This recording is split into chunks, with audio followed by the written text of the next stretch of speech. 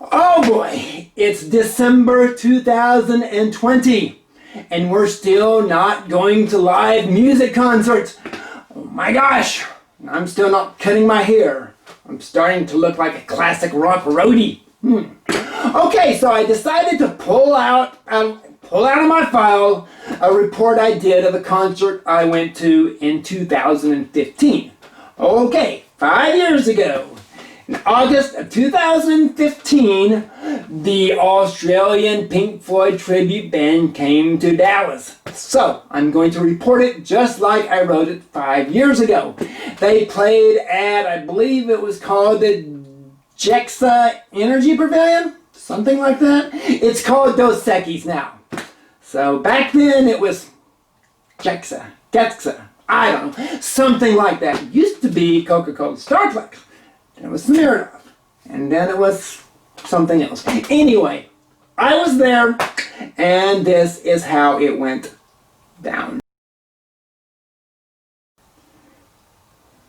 Was there ever that certain classic rock band that you always wanted to see, but they were either defunct or way too classic to tour? Well, don't despair, because this is the age of the tribute band. Ooh, yes, indeed. Now, some guy at work told me that I needed to check out the Australian Pink Floyd show, because they did it right. Okay, I had nothing better to do on a Friday night, and the tickets weren't that expensive. So, what the heck? I mean, I'd seen the real Pink Floyd, minus Roger Waters, way back in 1994, so I figured I'd go see what these guys from down under had to offer. Yes, Pink Floyd. Back in the day, the only tributes going on were Elvis and a few Beatle cover bands. But here in the present, seems that every group has a tribute band. Now, as Margot and I stepped into the Jexa Energy Pavilion, some guy shoved 4 tickets in my hands to see a Tool tribute band performing the next night. Wow. There's a Tool tribute band? Is the whole tribute band opening for them, maybe? Now, speaking of opening bands, the opening act for the evening show was none other than Led Zeppelin 2. Wow. Who would have thought? Pink Floyd and Led Zeppelin for a $25 ticket? Whoa, what a bargain! Okay, now that I think about it, back in the 70s when the real Pink Floyd and the real Led Zeppelin were rocking the world, wow, $25 would have been considered a hardcore expensive ticket. Indeed. I remember my brother went and saw Kiss in 1976 for $7. Wow, those were the days. Okay, hats off to singer Bruce Lamont, who really had Robert Plant's voice down. Not to mention his wardrobe, which I'm not so sure is such a good thing. But when he wailed out the high notes of Immigrant Song, I almost thought I was singing the real thing. Now, staying true to form, Mr. Lamont even let loose those high-pitched screams that Robert Plant used to do when we all thought, well, he had just forgotten the words. Now, Jimmy Page's stand-in guitarist, Paul Kemp, had the Page act down pretty well, too. And even though the band's cover of Stairway to Heaven, does anyone remember Laughter brought cheers from the crowd. What really brought the crowd to its feet is when Mr. Kemp, in true Jimmy Page form, brought out the violin bow and played the Star-Spangled Banner on his Gibson Les Paul guitar. Major kudos to drummer Ian Lee for really having John Bonham's drumming down. Oh yes, it takes more than just a mustache and a headband to pull that one off. Yeah, his bonzo performance on the Skins almost made me forgive them for omitting rock and roll and a Black Dog from their set list. Now, in addition to Stairway to Heaven, they did pull out Dazed and Confused, along with a whole lot of love.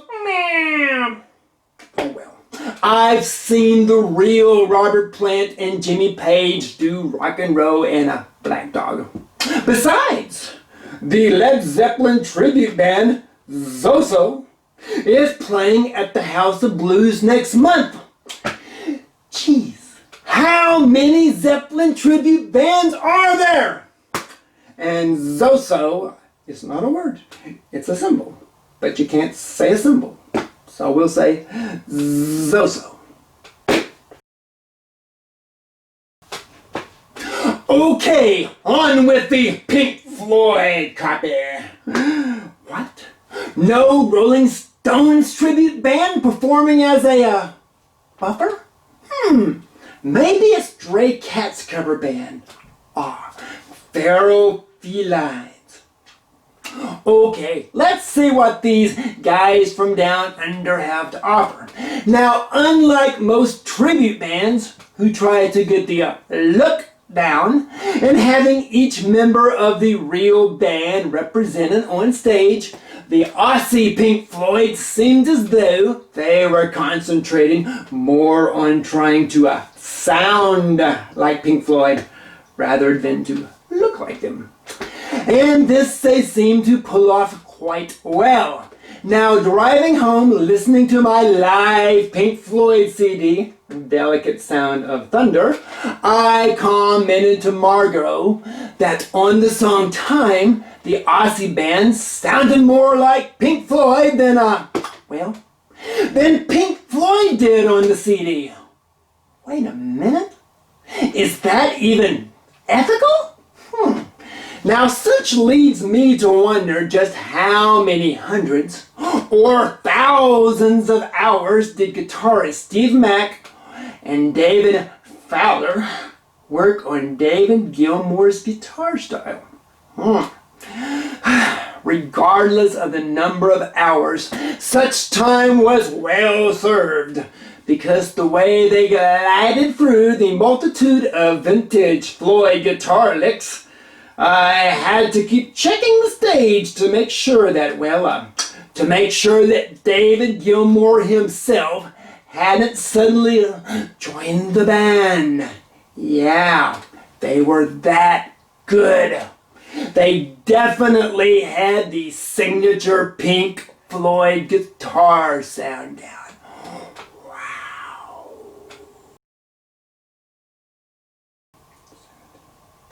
During the show, I heard a voice behind me say, "Ooh, this sounds like stoner music." And I thought, duh. This is Pink Floyd music. Songs like Comfortably Numb isn't exactly the music you're going to hear on an Insanity workout DVD. And by the way, their version of Comfortably Numb gave me a mesmerized feeling that left me a little, comfortably numb. Either that, or I was still feeling a bit queasy from the huge meal of bacon, wrapped, stuffed shrimp that I had devoured at Joe's Crab Shack before the show. Now, other songs like Shine On You Crazy Diamonds and Another Brick in the Wall were certainly songs to remember. However, few could forget the band's awe-inspiring performance of the classic Wish You Were Here. Now, not only was the acoustic guitar work incredible, but it was the photos of deceased Pink Floyd guitarist Sid Barrett and keyboardist Richard Wright flashing upon the screen behind the band that really set the mood for the song. Oh yeah.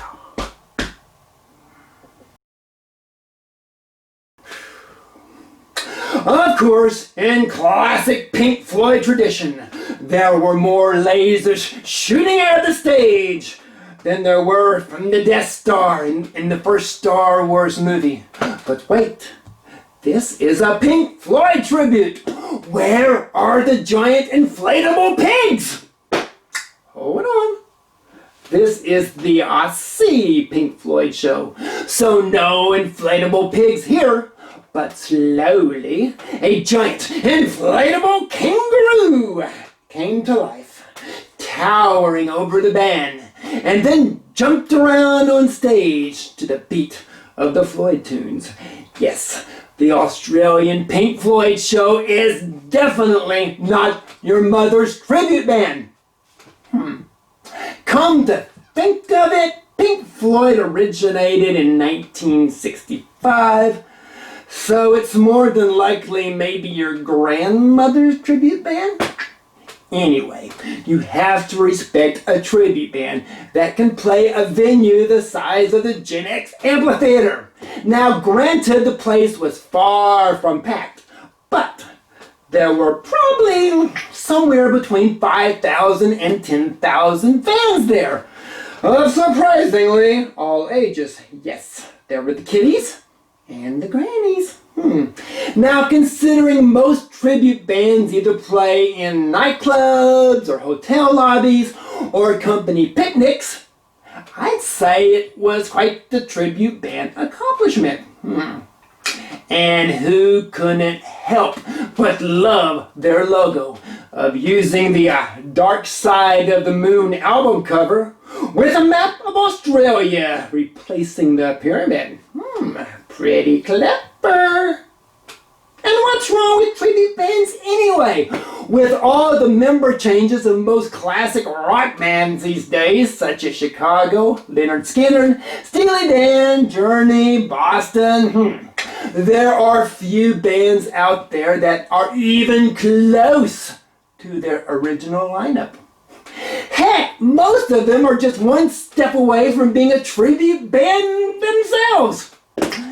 Yeah, I mean, when you think about it, Pink Floyd's singer and guitarist David Gilmour wasn't in the original lineup of Pink Floyd.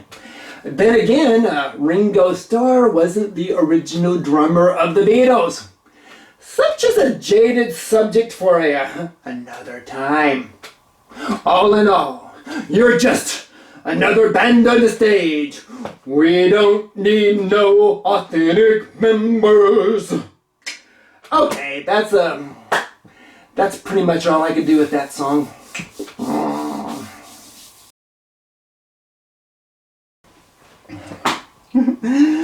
Okay, so that was the Australian Pink Floyd show. Very cool show. I've seen a lot of tribute bands in my life, but I have to say this is my favorite by far, so far. So if we ever get to go back to concerts and the Australian Pink Floyd show comes to your city or a city near you, do check them out. Very cool. They will make you feel comfortably numb, which is a good thing, by the way. Comfortably numb.